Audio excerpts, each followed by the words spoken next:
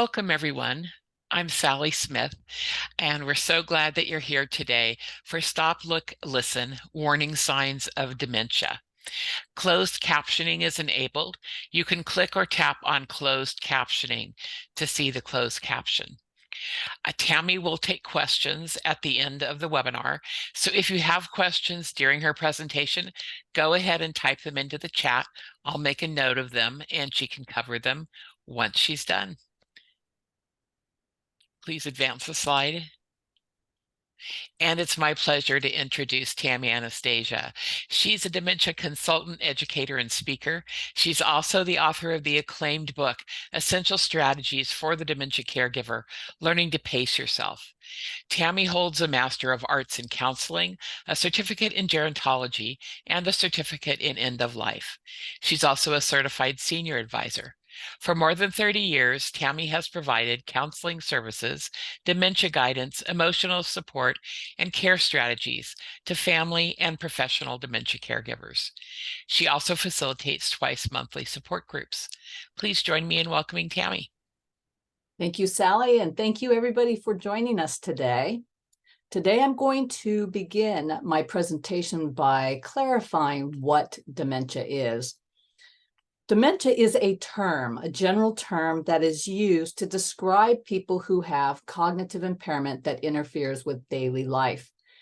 To have a formal diagnosis of dementia, the cognitive impairment has to interfere with activities of daily living, with the ability to perform daily activities so you could live independently. So we have normal aging, then we have mild cognitive impairment. Mild cognitive impairment is when they'll have cognitive impairment that is a little more advanced than what we would expect with somebody with normal aging, but the cognitive impairment does not interfere with daily life. So that is the key for it to be a diagnosis of dementia. And dementia affects more than just memory loss. And a lot of times people will say to me, well, I don't think this person has dementia because they don't have memory loss. Well, dementia affects all functionality. In the end, it'll affect everything. So it affects more than memory loss. It will also affect language. It will affect thinking and reasoning. As a matter of fact, at some point, as dementia progresses, the person, you will not be able to use reasoning and logic with a person as dementia advances. So this is important to remember because all the reasoning, all the reminding, all the rationalizing may not be effective at all. And instead, it could actually make things worse.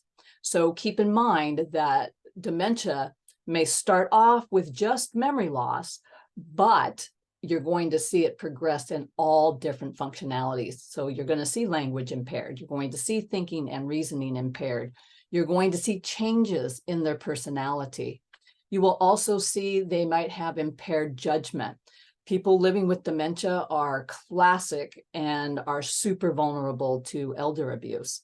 Then we have impairment in problem solving. They'll have an inability to solve very, very, very simple problems. And it also impairs spatial and visual perception. As a matter of fact, as dementia progresses, their field of vision becomes so narrow that it'll be 12 inches. That's how narrow the visual spatial can become as dementia progresses. And then it at some point will affect their mobility. So it's important to think of dementia in terms of more than just memory loss. Know that it can affect all different functionality. And as dementia progresses, in the end, every single one of these functionalities will be impaired. So the four most common types of dementia are Alzheimer's. Alzheimer's is the most common. You'll hear 60 to 80% of people have Alzheimer's. And the distinguishing factor with that is memory loss. We will see short-term memory loss. It'll be the first thing most likely you're going to notice when someone has Alzheimer's disease. The second most common dementia is vascular dementia. Vascular dementia occurs when the blood flow to the brain gets constricted And people who've had strokes, people with diabetes are very susceptible. They are at higher risk. Now, not everybody who has diabetes is going to get vascular dementia. It just puts them at higher risk for dementia. So that'll be vascular dementia, and there we'll see impairment in their thinking, much slower thinking, slower at processing information, and we might even see early on their inability to problem solve will start to get impaired. Then the third is Lewy body dementia. And Lewy body dementia happens to be probably the one dementia that is often misdiagnosed. Robin Williams is a classic example. He was diagnosed with Alzheimer's. Then they did a brain autopsy after he passed away and realized, oh my gosh, he had Lewy body dementia. The hallmark for Lewy body dementia is going to be visual hallucinations. And Lewy body dementia also is in the Parkinson's family. So we might notice some motor skills being impaired.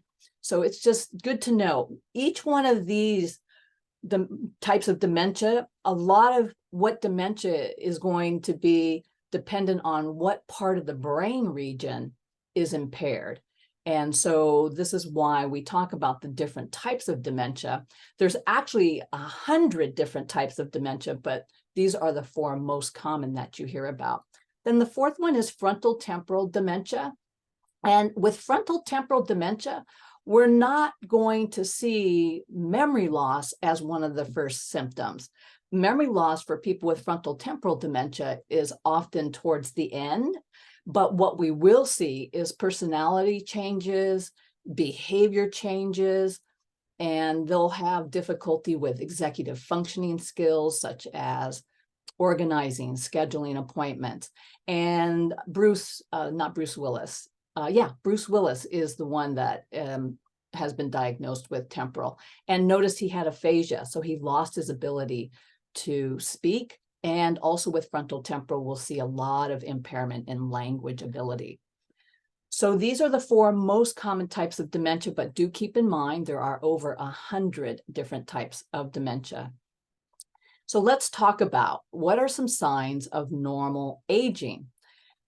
It is normal to enter a room and forget why, but you will remember later what it is you wanted to get in that room. This is normal aging. I'm going to go into the kitchen to get something. On my way to the kitchen, I have a thought that interrupts my going directly to the kitchen, and I'm thinking, oh, I got to go take care of something in my office. Then I go back, walk into the kitchen. I think, what did I come in here for? Well, but I'm able to remember later what I went in there for. So that's the key, that you're able to remember later what it is that you went in. You forgot temporarily, but that, oh yeah, that's right, I wanted to get such and such. It is normal aging to miss a monthly payment and realize it. I'll use myself as an example again. I am so old-fashioned, and I always was dependent on the mail to remind me that I have to pay certain bills. So now a lot of things are online, and I have to come up with a new system so I remember to pay bills. And the important thing here is that if I do forget a monthly payment, I'm going to realize it. It might not be till after the fact, but I'm going to realize, oh man, I forgot to pay a monthly bill. So here, for me to remember now to pay a monthly bill, I have to set up a different schedule. I have to set up different reminders because I was so used to the mail, getting a bill in the mail to trigger my memory. And so I know there's certain bills that have to be paid each month. And now I just set up, I put it on a Post-it note that don't forget to pay A, B, and C because they're all now. I don't get it in the mail, and I have to remember to make these payments. Also, saying the wrong day and correcting yourself, that's going to be normal aging as well. Think about COVID. At some point, all the days seem like they have blended together, right? Our schedules were so disrupted, the activities, and you think about a holiday. All day today, I'll use myself as an example again. All day today, I had to remind myself, today is Wednesday, today is Wednesday, today is Wednesday, because we had Monday off. So this is normal aging to sometimes say the wrong day, but again, you'll correct yourself. It is normal not to be able to think of the correct word and then it comes to you later. This will happen to me often, and often the word that I'm thinking of comes to me at 2 or 3 in the morning. But point being is there are going to be times we just can't think of what that word is. Oh man, what is that word? What is that word? Then it comes to us. Normal aging. Being absent-minded. I really think as we get older, we get much more distracted and we get so preoccupied and we become absent-minded. Normal aging. Then it might take longer for us to complete tasks. Well, that's going to be normal aging. It just takes us longer. I know I'm much slower at getting things done. It may take me longer to get things done, but I can still get them done. It just might be at a slower pace. This is to be expected as we age. Then being able to retrace your steps, that is key.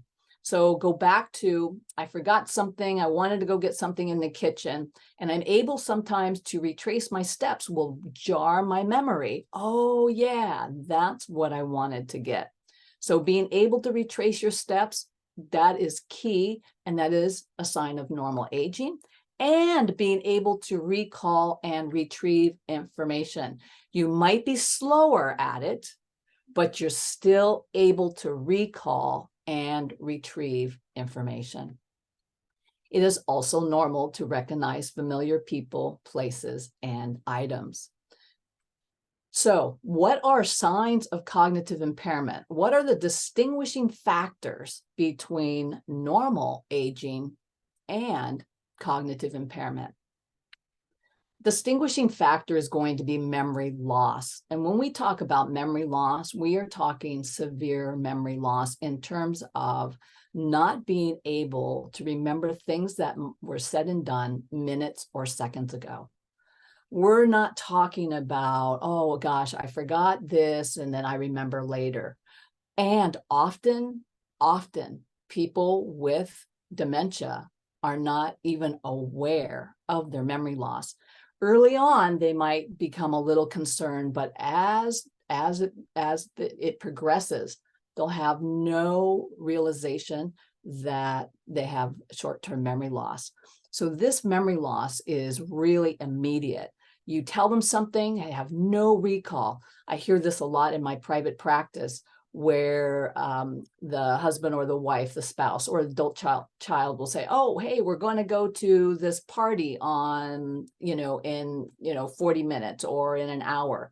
And then they're getting ready and their loved one says to them, why didn't you tell me we're going to a party? Has absolutely no recollection whatsoever. Then they will ask questions repeatedly because they don't remember asking you the questions, and they may not even remember the answers. So repetitive questions. So when you're working with a client and they are asking you repeatedly the same questions over and over again, this is going to be a red flag that the person you're working with is showing signs of cognitive impairment. Also, they'll ask questions that are irrelevant to what you're discussing. They'll ask questions out of the blue. Sometimes their questions may not make any sense. They came out of left field, but they'll just ask questions that don't make any sense or have no relevance to what is currently that you're discussing or whatever the topic might be. Also, there'll be inconsistencies in what they say, because they're just repeating to you what their brain is telling them. And as dementia progresses, they will often mix information up. They'll cross-reference information. They'll get very confused with the present and the past.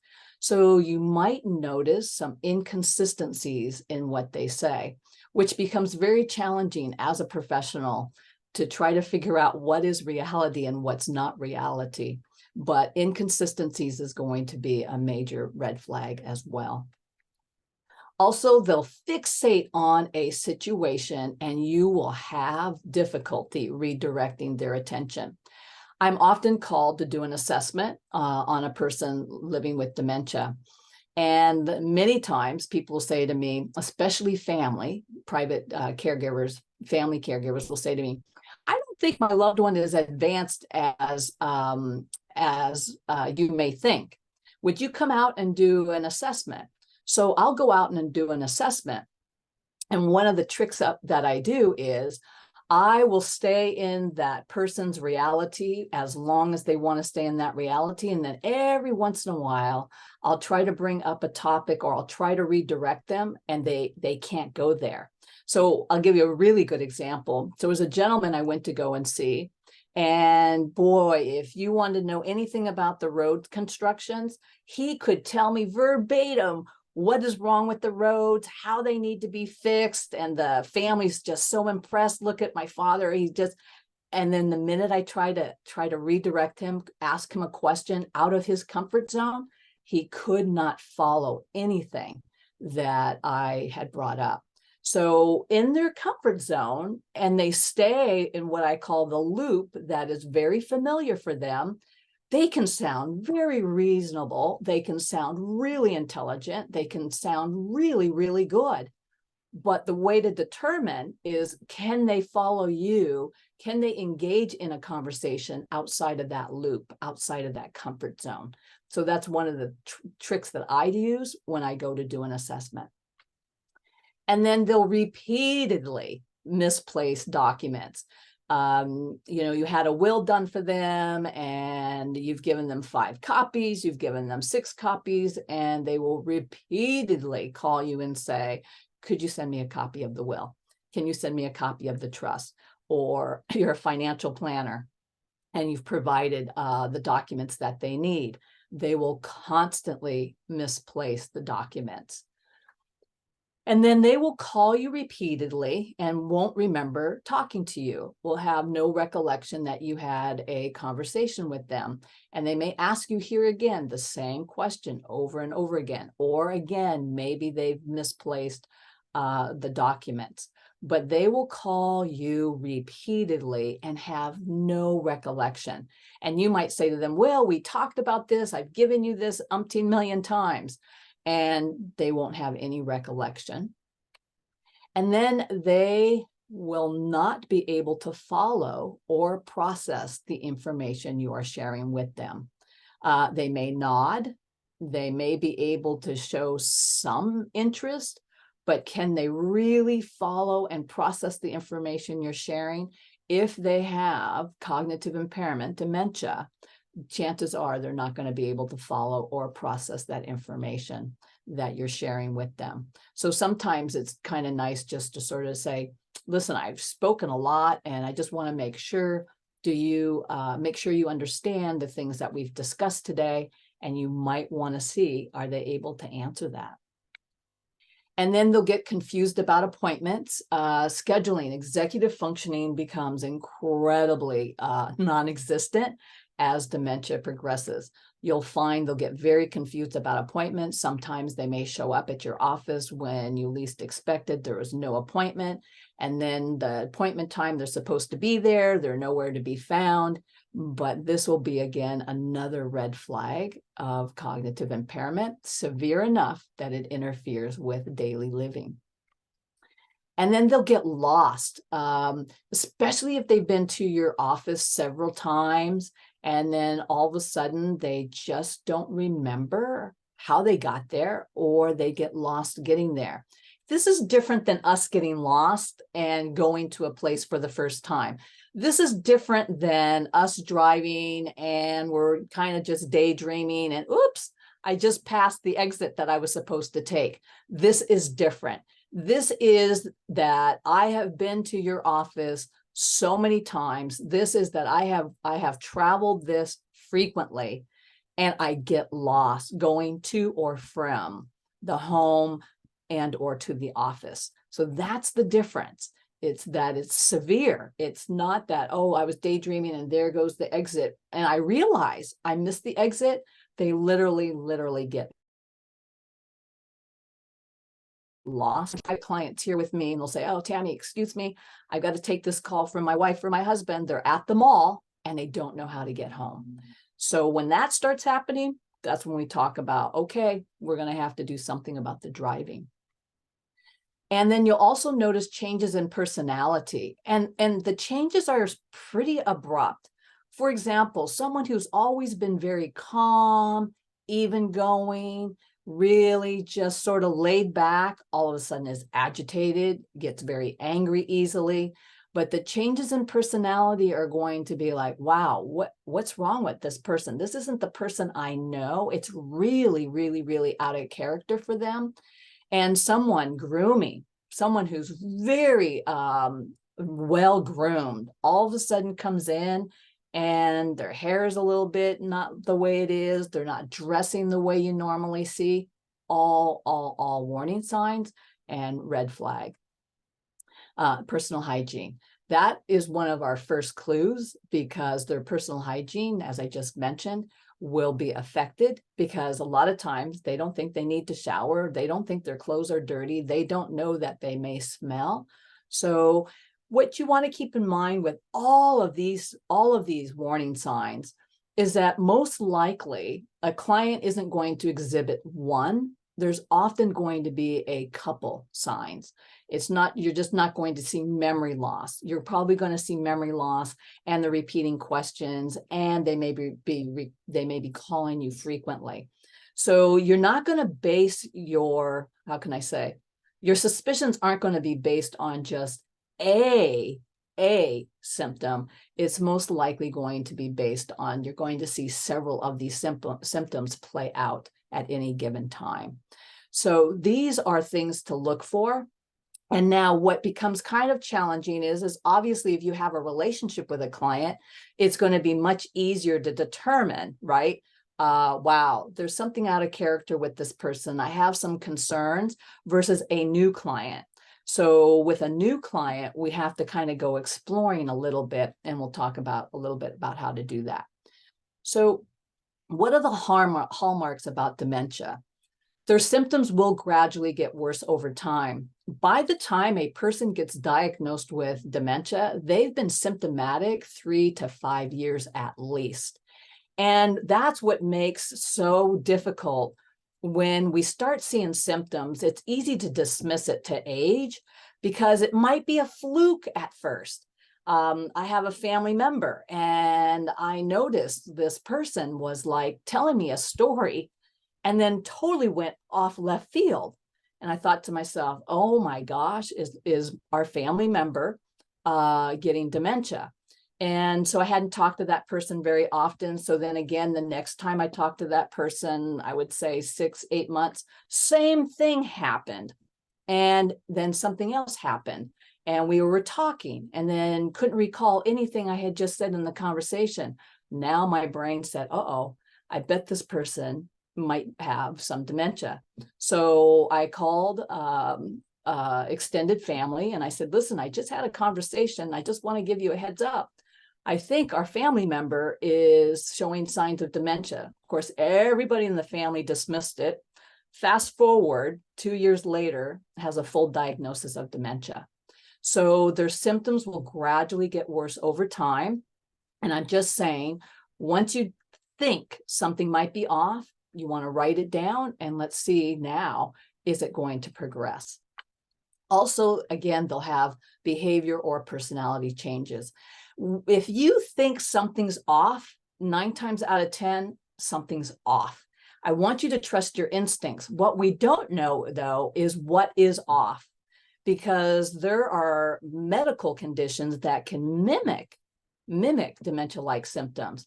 Dehydration, urinary tract infection, thyroid imbalance, vitamin B12 deficiency. But what I think I'm trying to stress today is, if you sense something's off, do not dismiss it. If you think something's off, we want to explore, we want to look a little deeper to see if we can determine where this might be going. And then their cognitive changes interfere with daily activities. That is key. It has to interfere with daily activities, as I said earlier. It has to impair the person's ability to live independently. And even early stages of dementia can impair a person's ability to live independently to some degree. So these are super important things to keep in mind. And then they can't do what I call the 4 Rs. They are not able to retrieve information. For the life of them, they will not be able to retrieve information. Now, that's very different than them talking to you about the past. The past, this is what throws people off with dementia, is that I can talk to you about past memories and I can have clarity, I can be lucid, and I can share details of the past. That is different than being able to retrieve information. So you want to separate my ability to talk about the past and circumstances that happened in the past is different than my ability to retrieve information. And then retrace their steps. That is key too, that you can retrace your steps. I can start over and I can go 1, 2, 3, retrace my steps, will probably jog my memory as to what it is I was looking for or what it is that I want to do. People with dementia cannot retrace their steps at all. And then again, they'll also not be able to remember information that you have shared with them. And again, short-term memory is with dementia.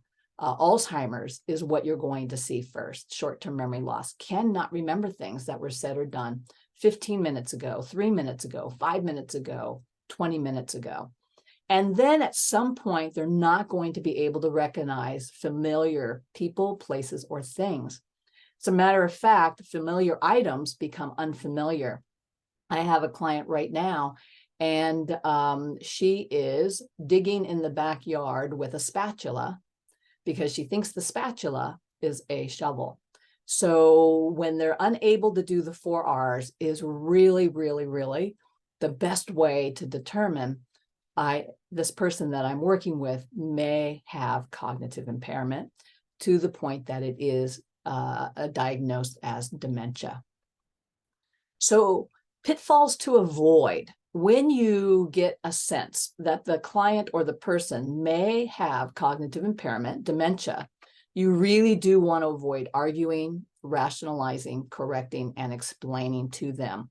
As a matter of fact, this can alienate you from the client. This can cause a lot of distrust between you and the client. And instead, you just want to write down your observations, what specifically they are saying, what specifically they are doing, because they truly, truly, truly believe what their brain is telling them. Arguing with them is not going to serve a purpose. It's not going to be beneficial to you, and it's not going to be beneficial to them. They truly, truly believe what their brain is telling them.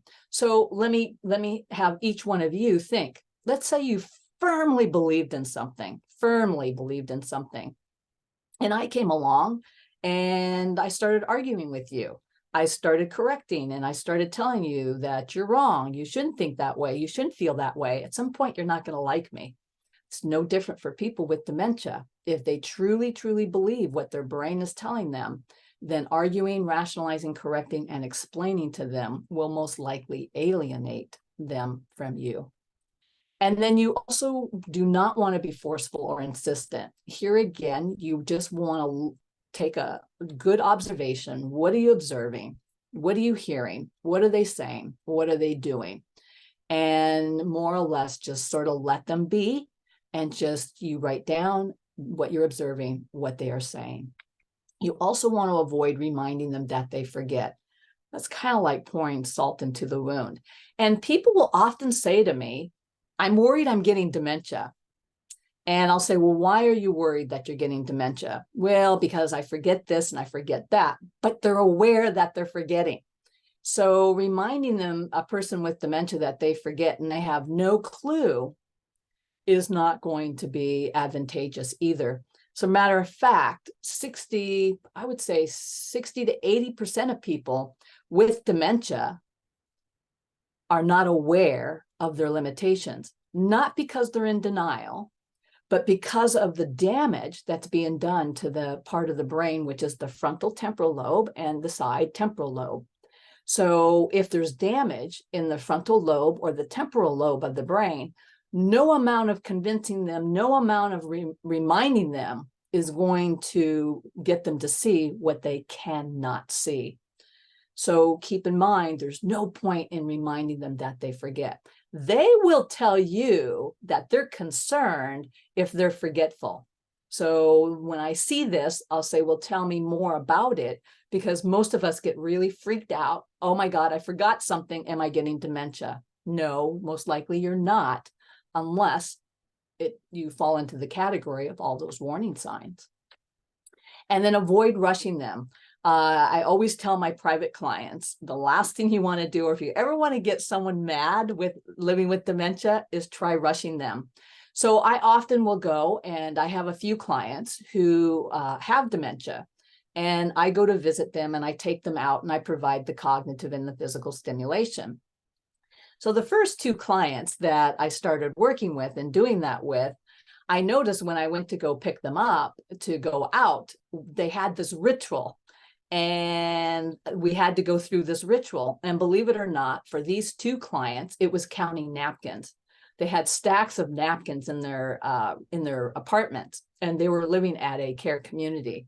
And I realized, oh my God, I got to allow extra time. So if you're going to be working with a client who has cognitive impairment, my advice to you is allow at least an extra half hour or 45 minutes, because rushing them is going to make them very frustrated.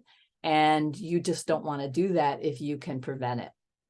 But anyway, so I finally got used to, oh my gosh, I can't go pick them up and say, okay, let's go ahead. We'll go out. We're going to go to the shopping mall. We're going to do this. We're going to do that. I realized after the first visit, I have to let them go through this ritual. I have to give them the time they need in order to get out of the room. So I ended up scheduling clients an hour to an hour and a half later than I would normally, because I did not want to rush them. And then distractions. If you have a client who has signs of dementia, you want to make sure you eliminate as much as you can on your desk. You want to make sure your monitor on your computer is off, it's black, because they are easily distracted, very easily distracted. They have a very difficult time focusing on one thing. So if you have things that are distraction, it's going to be very difficult to keep them focused, and it'll be difficult for them to concentrate. So these are just a few tips of the trade on if you do have a client who has cognitive impairment and we think it's dementia, these are things you really do want to avoid. So if we avoid doing these things, then what should professionals do? The first thing you want to do is always to establish and or maintain that trust and alliance. And one of the best ways to do that is simply put aside your agenda and spend time really listening to what the client tells you. And you want to listen for two things. You want to listen to understand their perspective. You want to understand their point of view. You want to understand their thinking. And you also want to know, what is it they want you to know while they're in your office? What specifically do they want you to know? What do they want you to hear? What do they want you to acknowledge? And then number two is, what does the client think they need? And what we're looking for here is it rational? Is it realistic? Is what they're asking, is what they're wanting unrealistic? Is it irrational? Is it something that's impossible? These are all different ways of trying to determine what they're thinking, what their brain is doing. Because again, if they're really early on, can be really difficult to determine. And you want to keep notes, you want to document. You're going to ask the questions and you're going to write down your observations.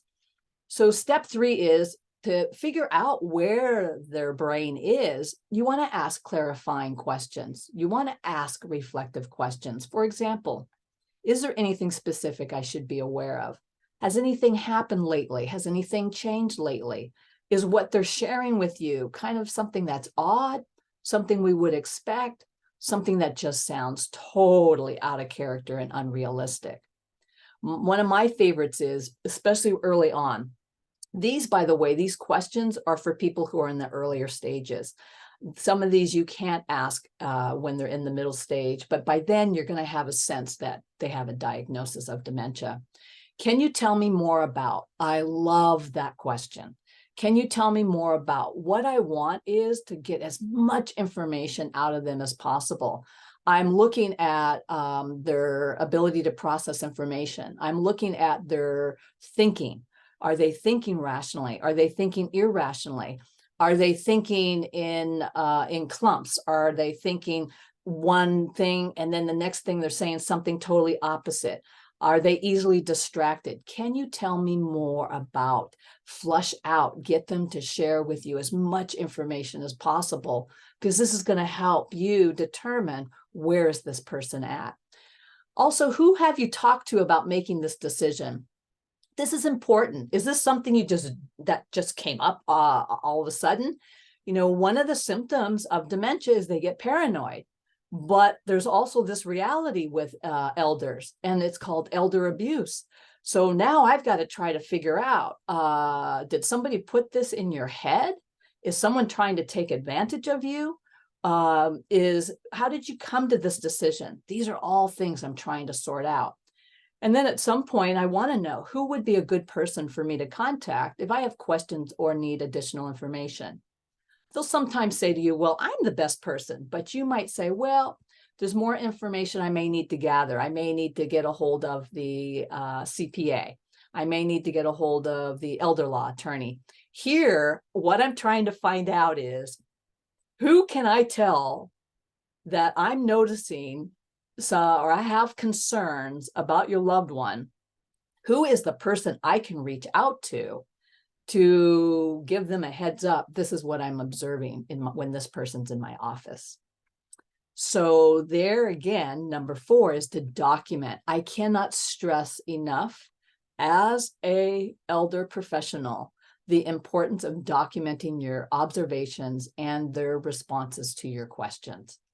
And what I love about doing this, it's going to provide clarity for you, because here's what we start doing, doubting ourselves. Did they really say that? Did that really happen? Did I hear that wrong? We start doubting ourselves. But once you document this information, it's going to provide clarity for you. And not only that, it's documentation. It is facts that we can share with family members or other professionals. These are things that I am witnessing. These are things that I am observing. Doctors love documentation. When did you start noticing your loved one was doing A, B, and C? And I have all my private clients, my family caregivers, keep documentation, because when we can pinpoint and say, look at the pattern. Oh, well, we changed this medication. They started acting out. Okay, well, there's a correlation. So I cannot stress enough the importance of writing down your observations and their responses to your questions, partly to keep you sane and to make sure that it, again, will provide clarity for you. And then you do want to contact the appropriate resources. In my field, it's, confidentiality is an issue, but if I have any concerns about their welfare, their safety, I often will get permission. If I ever have any concerns, there is a person, I have them sign a release form. So if you have to do something like that, but we do want to share with someone who knows this person our concerns. Because the person with dementia, and sometimes family isn't ready to hear it. And it's not that they don't want to hear it, they just may not be ready to hear it. So who are some of these people? Well, first and foremost, we can always reach out to family and friends. But sometimes we have clients, they don't have family in town. And so friends may or may not be an option, but who's the referral source? Who referred you to this client? A trusted advisor, a rabbi, a priest, a therapist. Who is someone? A financial planner might be a trusted advisor. And then an attorney, a fiduciary, and a conservator, medical doctor, institution. I actually was somebody reached out to me recently, actually, and it's two friends who noticed that their dear friend who lives alone, has no family, they're very, very worried about her behavior. And we don't think she should be living at home because she did catch the microwave on fire. So they reached out to me and I gave them some suggestions. And so one was to see if we can find out who the doctor is, reach out to the doctor. Another one was to reach out to her attorney.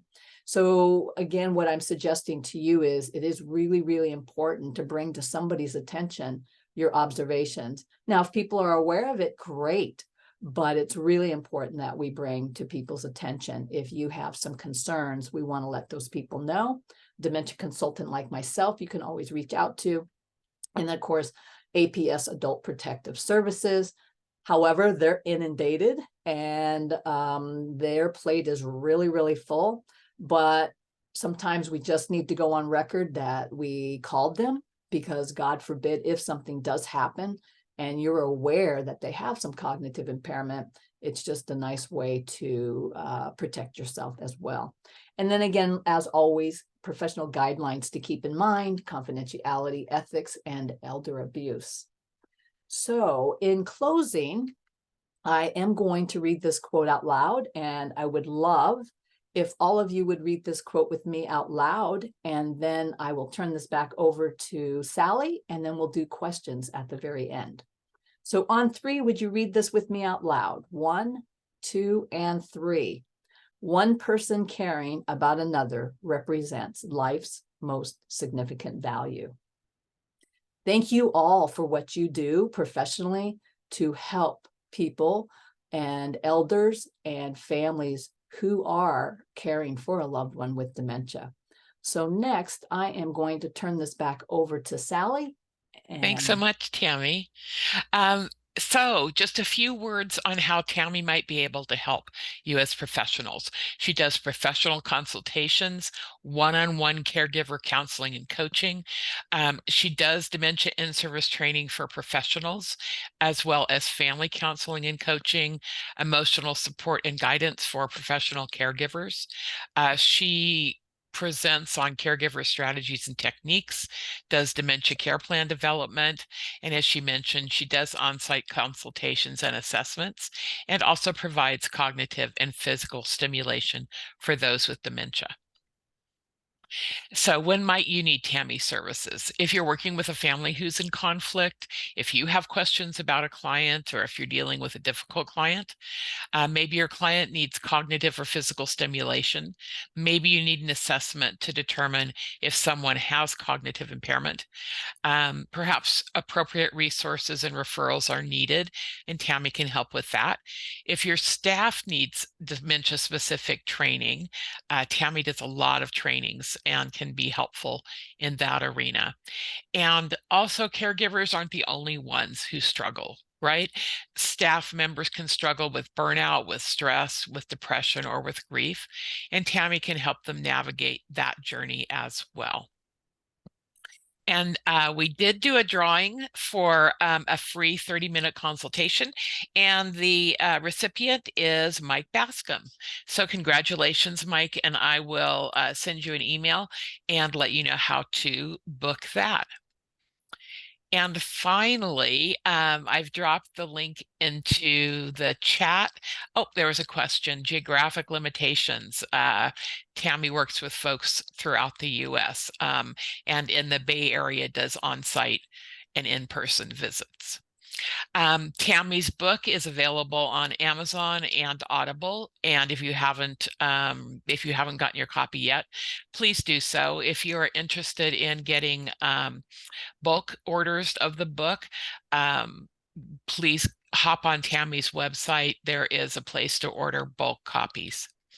And now I think we are ready to thank you for coming and turn it over to Tammy for questions. okay, let me stop the share here. Okay.